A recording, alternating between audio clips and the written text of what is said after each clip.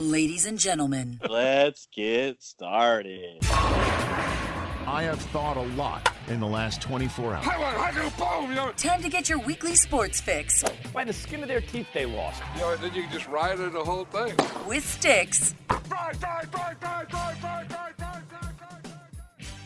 All right, homie, you want to get into some NFL here to close this baby out? Any shenanigans from week 9? Any hearings on the front lines? And then we'll get into week 10 and the nonsense that we call NFL. All right. Well, I'm gonna have to take over the wheel for a hot second because there's a piece of news that landed on the homie's doorstep, which activated me, because the horseshoe is at work, and I don't know if this is good work, man.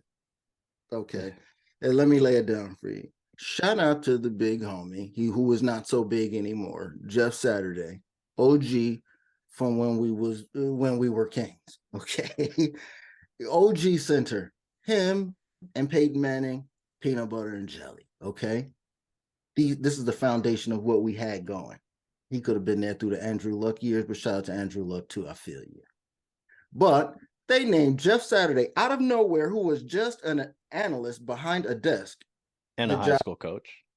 I didn't even know that. Now, first of all, for anybody to even bring that up, you know what? You need to slap yourself. Not you specifically, but the people that goes, he was a high school coach. Like, that's a key point on this damn man's resume. And he won a title. I think it's funny as hell. Manning. I know, but that's what I'm saying. That's how ridiculous this whole thing is. My man, Jim Irsay, been on one. I don't even know how long he's been on one. I think he's been perpetually on one. To you know what? I think Jim Irsay is on that same shit them doctors had me on, that had me loopy at the beginning of the season. You know when you were a big pharma homie. Yeah, buddy. He was on that same ball. He's perpetually high just like that. He's got to be, because Monday Night Football pops up. Okay. And this is all passion from me. I could have wrote a lot of this, but this is all passion for me. Peyton Manning was on Monday Night Football, and it's him and Eli. They doing the crossover thing because the pregame show's about to pass it over. You could break off, go to ESPN, or you can go to the Deuce and watch them. She goes, Peyton, there's some big news that happened. What you know? Peyton don't got no reason to lie at this point. If he knew a little something, he would have told you, because that's why you're going to go watch his show. You feel what I'm saying? Yeah. He goes, flustered. You know Peyton when he looks flustered. It's like when Eli's talking too much. You know what I'm saying? or the people talking over each other. Yeah. That frustrated Peyton. That's what I saw. And I'm trying to tell you, the look of Peyton going, what the fuck was that? I'm telling you, I heard it, even though I didn't hear it. He don't even know. He ain't in cool contact with Irsay. I think there's something there. Why is Peyton always in Denver? Why did he move all the way to Denver and set up shop with his family? There's something there, man. He wanted to be out. He said, I'm going to take my accolades, put my jersey up. But I don't really room with y'all like this. The people, I love y'all. Shout out to the fans. But man, look, this is worse than Steve Nash. This is worse than Steve Nash, to be honest with you, because basketball is different. The dudes can just go out there and do whatever. Right. Jeff Saturday, you have to instantly become a CEO of travel, damn people's cups, cleats, and cleat sizes, and grass.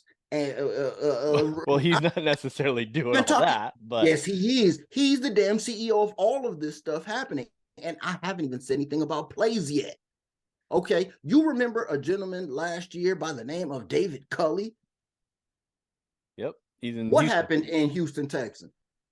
What happened to the Houston Texans? They did this dude wrong, right? But guess what happened to him? He had the sweetheart. We found out at the end of the day, he had the sweetheart deal. Now, only way that I am down with this Jim Irsay's thing is if there's a bigger scheme going on. I'm going to give you the interim deal. I'm going to give you the sweetheart cash deal because we're tight. We're homies. You're an OG from around here. I would love to give you the money. In the meantime, while I go and cook up in the back and see if we can get Sean Payton, See it. We can get damn John Gruden. Damn it, we can get damn it, somebody that y'all heard of, and a quarterback. One of these four cats. We just found out who immediately said, "You know what? The anonymous prognostication, homie, might be right to somebody should be tanking for something. Somebody should be tanking for, you know what it's called now? I'm gonna do this. Tank for blank. Tank for blank. It's four dudes. It don't matter. I got a tank for one of them. Well, there's like, I think now after midseason, there's like 6. It might be 6 dudes. Yes, exactly. So you got top 4: Hendon Hooker, CJ Stroud to reacquaint everybody, Caleb Williams, and Bryce Young. I don't know how I did him last, but anyway, they have decided. Look at what happened to us. I'm gonna be short now because I'm telling you, I didn't took up too much time. I'm telling you, this is passionate for me. Oh, the Andrew Luck thing. That messed the franchise up and set us back a long ass time. You notice I'm still saying us. Okay. Yeah. Well, set us back a long ways. We got to get back in the game. The only way to get back in the game is to get the cheap rookie top flight quarterback, and let's do this thing over again. They have officially decided that we're going to be the first one to do it. If Carolina don't want to do it, okay, go ahead, be stupid. Houston, okay, y'all always want to do it. You know what I'm saying? Who else is at the bottom? Chicago, no, they don't want to do it. No. Pittsburgh, they don't want to do it no more. I don't know anybody else who really wants to do it. So once you get up to number 23 from the bottom, there's the Colts. We want to do it. We're down, okay? Because we 100% have no clue about what our future looks like after my boy 28-3 got injured for the rest of the season. And I don't even know if he's injured for the rest of the season because word is he could really play. Yeah, Matt Ryan could play. Supposedly there's some kind of money bonus in there that they're probably waiting on now or something like that. Yeah, it's crazy. Man. It goes goes from NFL desk to front lines, coaching up these men and seeing how he's going to do it. I mean, hopefully it seems like Irsay is basically just saying, hey, let's build some kind of culture in the next 8 weeks to get these kids, these young men ready to play and go in and analyze motivate everybody. them and help them out wherever you need to help out, and then find out who we got. You just stand on the sideline for 8 weeks and then give me a evaluation at the end of the year of where you see we could get better or how we need to get better throughout the next 8 weeks. So interesting concept. Yes, homie. I have to agree with you there. Well, let's just get into week 10 and kind of talk about week 9 as we go through week 10. Let me crowbar this in. You got one more thing? I just thought of something real quick. Yeah. Tank for blank. Whatever we do, don't get the Ohio State quarterback. It don't ever go well. Shout out to Terrell Pryor. Okay, go ahead. Well, isn't Justin Fields the Ohio State quarterback? And then who's the other guy? You got another one? Dude who won the Where's Rudy the at when title. We need him? He won the national title and then disappeared. Oh, and Watson? Ended up in the XFL or whatever. Cardell. Oh, Cordell Jones. Cordell Jones. Yep. Yeah. Look what happened to him. Okay. Yeah. Shout out to Terrell Pryor. We know what happened to him. Okay. Braxton Miller. What happened to Braxton Miller? So don't whatever you do, let's not do the Ohio State quarterback. Get away from the Ohio State. Whatever. I'm sure Rudy will love you saying that, right? Shout out Rudy. Cool. Yeah, let's recap the hometown plays of the week. No, let's not do that first. Let's do the let's do that first while we're here. We had the window to ourselves and it looked horrible. Seattle and LA Rams. What's wrong with y'all? Y'all don't know how to keep a window together. Your hometown plays of the week though, bro. I went back to my hometown. You know what time it is and you know what a real is. It's time for those hometown plays of the week. Early. Let's go. Rams lose, like you said. Tampa Bay money line. Allow 5 sacks. They only allowed 4, so you were close. And then your Rams rushing. He called it, boys. He called it, ladies and gentlemen. Team rushing yards 69 total, and these fools got to 68. And there was one player, I don't remember who it was a -1. That guy, probably your boy Skoroniak. It probably was tackle for loss. Yeah. Yes, and it was. So let's see. Then I had Gino 300 yards. He got to 275. Defense 5 sacks, 2 interceptions. They had 5 sacks, 0 interceptions. And then I stuck with the game over 3.5 field goals, which did not come to fruition like it did the week before. They only had 1. So early game. Well, actually, real quick before we get into that. So we were kind of talking offline. There's a couple things I wanted to point out that I've seen on some sports betting sites and talking to people, and I only have a couple tags. This John Ewing from Vegas at John Ewing on Twitter. Shout out. This was on Thursday. Since 2020, road favorites of 13 or more points are 3-10 against the spread. That was and then week 9, you had Philly, a road favorite at 13.5 versus Houston, and they did not cover. So that is actually 3-11 now, right? Yep. 3-11 on that. And then this one's interesting too, that I just found the other day. I think it was Saturday. If the spread is greater than 9.5, take the under. And that was on Saturday before the Sunday games. 9-2 on the season.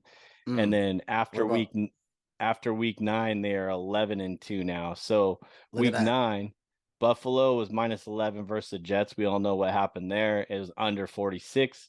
And then Tennessee and KC was a 12.5 point favorite, and that was ended at 37 as well, under 45.5. So 11-2 right now, huh? Talk about getting the thing. I wish I had credit for whoever that was, but it's on Instagram. I think I saw that one. So as soon as you sent me that, I was it was a full mouth drop. But by then I was already retired from going to the counter. Yeah. These fools will find unique ways to try to break your ass. I'm telling you. I don't give a damn how much knowledge you do. But look at what happened in week 9, though. To piggyback on what you said, only 4 over totals all week. Yeah, rolled back down. 3 road winners. So, okay. Shout out to Seattle. Shout out to Philadelphia. Shout out to Miami. Only road winners.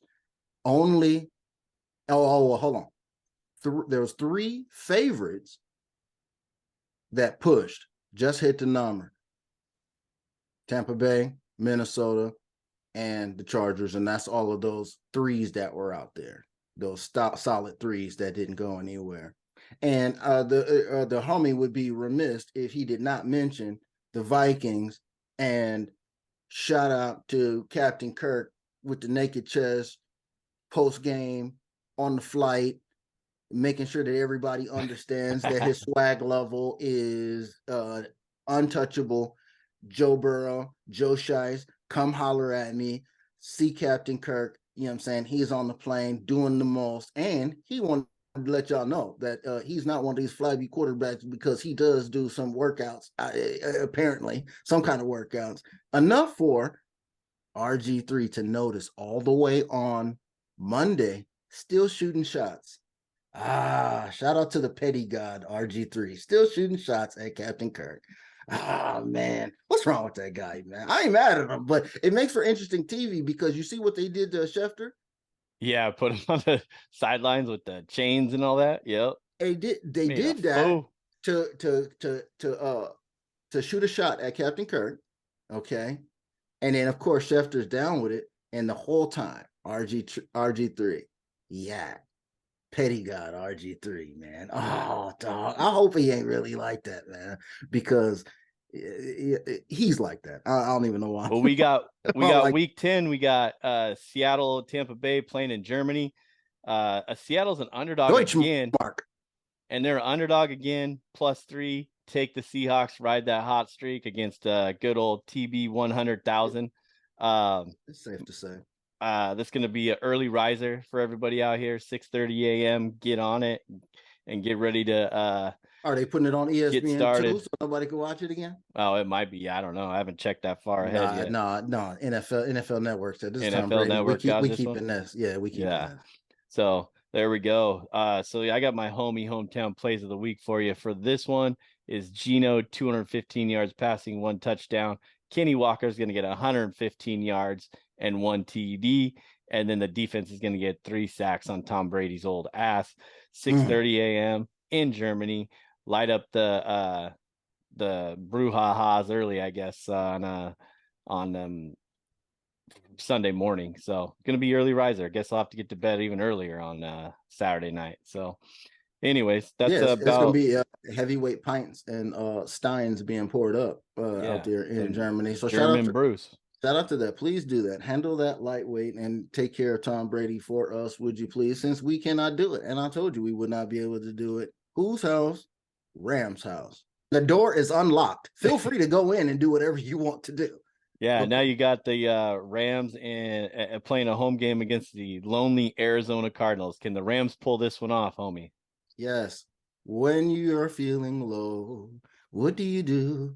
Wait for the Cardinals to show up to you. Guess what, bruh? Once the Cardinals show up, this is when you get right. You know the old cliche get right game. This is the get right game. Is the get right one?